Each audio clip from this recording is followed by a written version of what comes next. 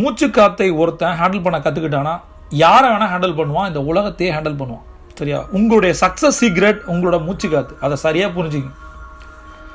ரிலாக்ஸாக உட்காந்து நாம் என்பது அற்று போகணும், நம்ம மறந்துடணும், நம்ம உடம்போ மனசோ எதுவுமே தெரியக்கூடாது, நம்ம எங்கேயாவது காணா போயிடணும். அதுதான் தியானம் அப்படின்னு வச்சுங்க. சரியா? இதுதான் ஆப்ஜெக்ட். இதுக்கு என்ன பண்ணணும்?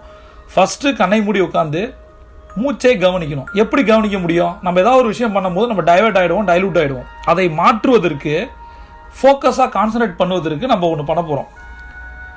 ரிலாக்ஸாக உட்காந்துட்டு மூச்சை உள்ளிழுப்போம். அதை 1 என்று சொல்லுவோம். மூச்சை உள்ளிழுக்கும் போது 1, மூச்சை வெளியே தள்ளும்போது, வெளியே விடும்போது 2, மூச்சை திரும்பவும் உள்ளே இழுக்கும் போது 3, மூச்சை வெளியே விடும்போது 4. இது மாதிரி 20. 1 இன்ஹேல், 2 எக்ஸ்ஹேல். இது மாதிரி டீப்பான பிரீத். 1 2 3